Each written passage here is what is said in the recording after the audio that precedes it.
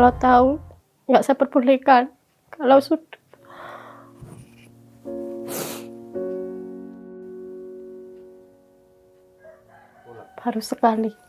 baru sekali ke Kanjuran sama anak. Dia nggak pernah kalau nonton kadang-kadang sama teman-temannya di kampung di pos gitu loh, pos ronda, lihat di situ di rumah, nggak pernah dia. Ya terakhir itu ya waktu tanggal 1. Jadi rencananya itu kan niatnya nobar, terus habis itu udah sampai di sana bapak dikasih tiket gratis itu ya, langsung ke depan nobar. Saya kira kan kondusif aja, nggak ada apa-apa pertama-tama itu. Terus habis itu saya langsung ke parkiran. Di parkiran saya tunggu selama 1 jam, kok bapak gak datang. Terus habis itu kalau ada info kalau ada penembakan gas air mata itu.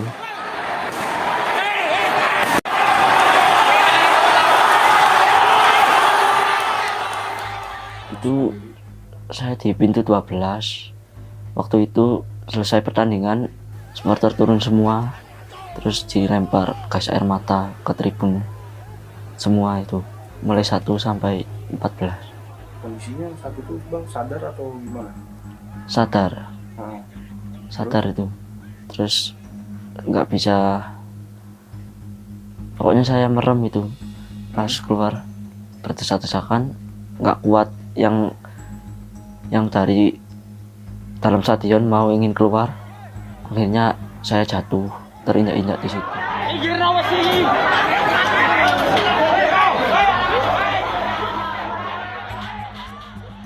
Waktu itu kita tuh ada di pintu 13. Waktu itu yang nggak bisa nafas duluan tuh aku udah bilang ke cowok sama adekku kalau aku udah nggak kuat gitu. Terus aku udah nggak sadar, aku udah kayak tidur aja, aku nggak tahu apa yang terjadi. Akhirnya saya langsung ke tribun 11, tapi di keadaan di tribun kan udah dibuka itu, tapi ya udah nggak karu-karuan itu, udah banyak korban. Terus habis itu pagar-pagar kan udah roboh semua itu.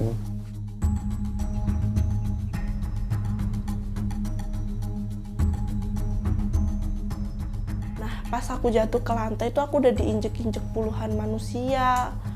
Aku udah pasrah. Terus dari kaki, selah kaki-kaki tuh aku lihat kalau cowokku tuh udah pokoknya udah kayak nggak gerak gitu. Di situ aku udah pasrah, aku diinjek-injek orang banyak banget, aku pasrah, aku kira aku mati di situ. Terus ya udah, aku udah nggak minta pertolongan, aku nggak apa-apa. Terus tiba-tiba pas aku bangun, aku tuh kan aku tadi udah bilang kalau di sampingnya tuh nggak ada apa-apa. Tiba-tiba aku udah di samping itu dan banyak orang yang ngerubungin aku. Ternyata aku tuh dikira udah meninggal sama orang-orang. Di situ saya sempat tanya Pak tentara di situ, Pak, Bapak gak tahu bapak-bapak sama anak kecil 2. Terus habis itu tentaranya bilang, "Semen orang mana Mas? Saya orang Tumpang Pak." Terus habis itu, "Oh, orang-orang Tumpang Mas di VIP," katanya begitu.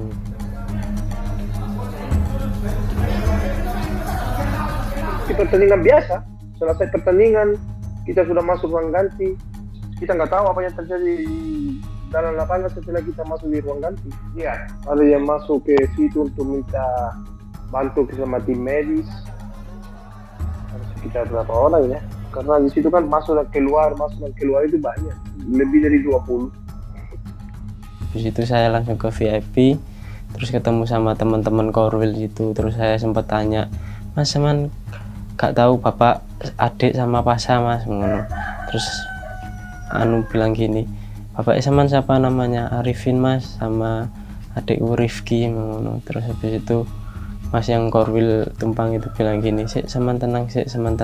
Terus semua orang di situ tuh bilang kalau ayo Mbak, aku anter, rumahnya di mana, bla bla bla bla. Terus aku ngomong, aku kesini sama adik sama pacarku, gimana aku harus cari mereka.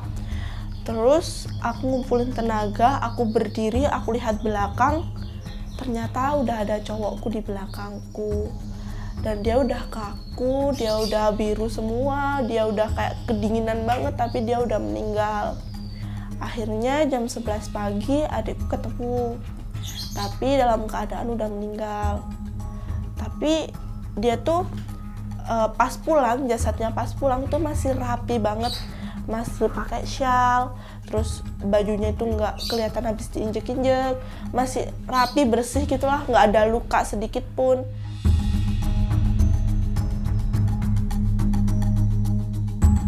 Terus habis itu Lek itu bilang gini, wis Le sampean mangsulo ae ngono. Mulai lek kurang ketemu ayah ambek adik Lek ngono, perasaanku wis gak enak Lek ngono. Aku mau pokok gelem gak gelem kudu ketemu ayah ambek adik, saya bilang gitu. Terus habis itu saya disuruh pulang sama Lek, tapi perasaan udah gak enak semua itu. Terus sudah sampai sini, kok di sini kok rame, nggak tahunya kalau baru dikabarin kalau bapak udah nggak ada itu, Bos. Percaya nggak percaya saya sampai shock, ya Allah, berangkatnya kan sehat, pulang-pulangnya tinggal nama. Saya menyesalkan terjadinya tragedi ini dan saya berharap ini adalah tragedi terakhir sepak bola di tanah air.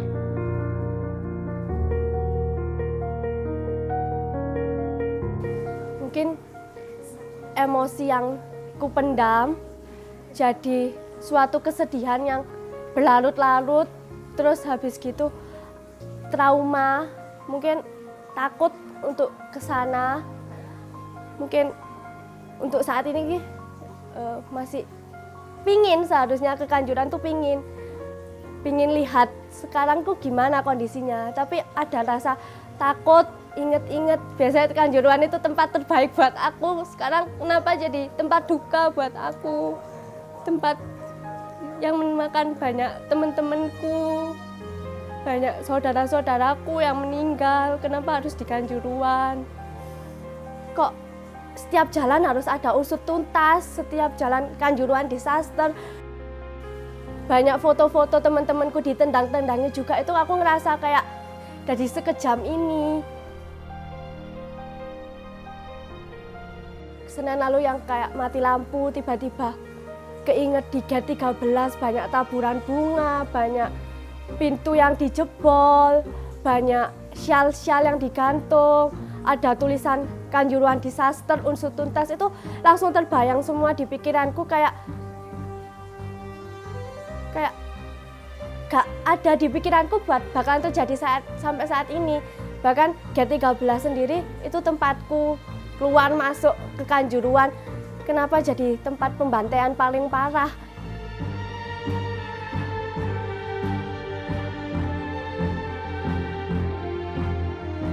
Yang saat berdesak-desakan di ruang sempit gitu, banyak yang minta tolong, anak kecil, ibu-ibu, itu yang sangat saya trauma di situ. Itu sudah berapa kali tuh bolak-balik ke rumah sakit? 4 kali. 4 kali, tapi yang dirasakan matanya masih merah atau ada yang... Iya, merah sama perih. Oh. Sama penglihatan agak kabur sedikit. Tapi emang yang Iqbal alami saat kejadian itu apa yang Iqbal alami? Sesak nafas. Terus mata perih. Lagi ngelamun. Tiba-tiba kepikiran ya kejadian di Kanjuruhan itu.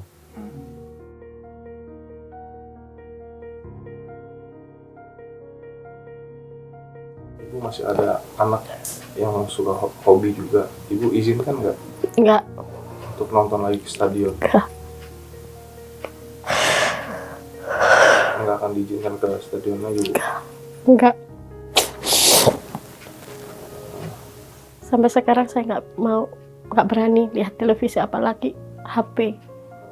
Saya cuma dari orang-orang, dari tetangga, dari saudara gini-gini. Tapi saya mendoakan yang sakit semoga lekas sembuh, yang meninggal husnul khotimah semua. Kasihan yang trauma. Korbannya kan banyak, Mas. Bukan suami saya sama anak, tapi banyak korbannya.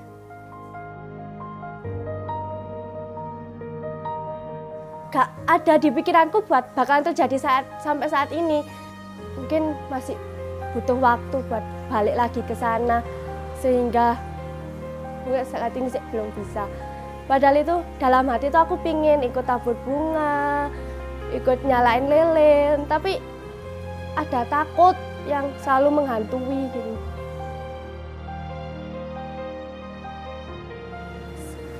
Kalau secara fisik mungkin aku nggak apa-apa, tapi secara mental kalau kata menurutku dihajar habis-habisan. Kalau teringat sepak bola, inget temenku yang nggak ada, inget dulu-dulunya itu aku pernah seneng-seneng sama teman-temanku di situ gitu loh. Jadi inget taburan bunga, tiba-tiba baunya bunganya orang meninggal itu kan punya bau tersendiri. Tiba-tiba kayak nyium bau itu, inget kuburan. Saya terakhir ke stadion itu 7 hari doa bersama di sana. Dan di situ nggak kuat saya. Saya berdoa di gate 13 dan di situ saya muntah-muntah. Enggak, saya enggak kuat.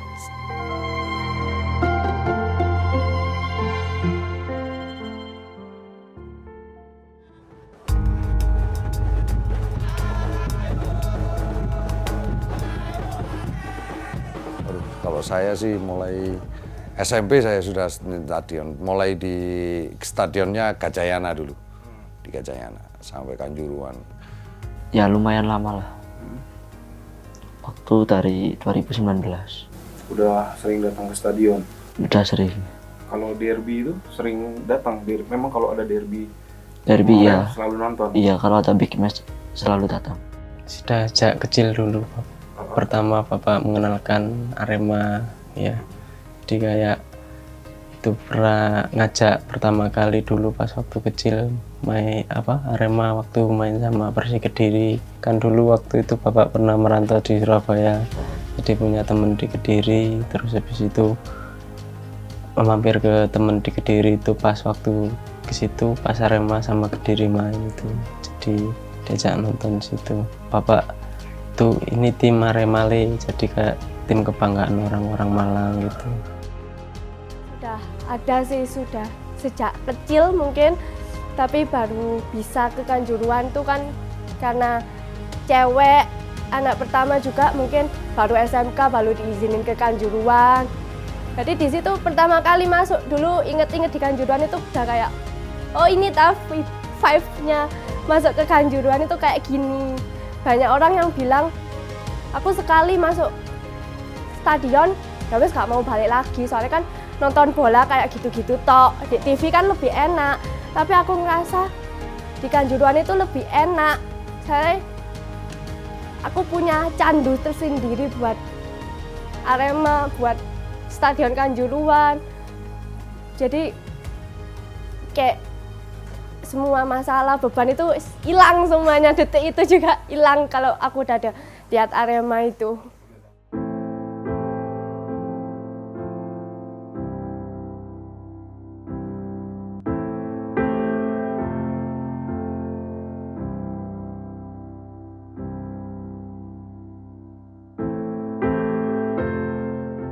Ya saya cuma hobi bola, bermain bola sama nonton bola. Ya tragedi itu saya mengingat itu sangat trauma berat. Kayaknya ya mau nonton bola ya masih trauma. Tahun-tahun berikutnya lah mau nonton lagi. Tahun ini enggak dulu? Enggak dulu. Kanjuruhan itu tempat yang paling aku cintai pertama. Tapi buat saat ini mungkin nggak bisa ke sana lagi dulu. Kebanggaan bagi kita. Aku aja ngerasain dulu udah pernah dari perantauan gitu, gimana rasanya jadi Arema di perantauan dan lain sebagainya. Ya bangga lah sebenarnya.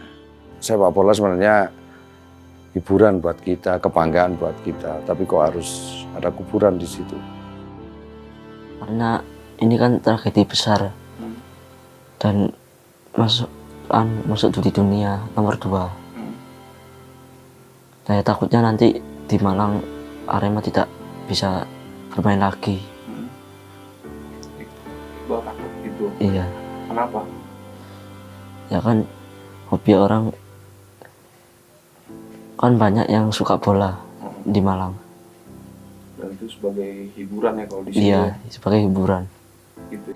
Orang aku ke Puskesmas atau ke apa yang keramaian aja aku beberapa kemarin-kemarin tuh masih takut, apalagi nonton bola kayak enggak dulu dan nggak akan seumur hidup.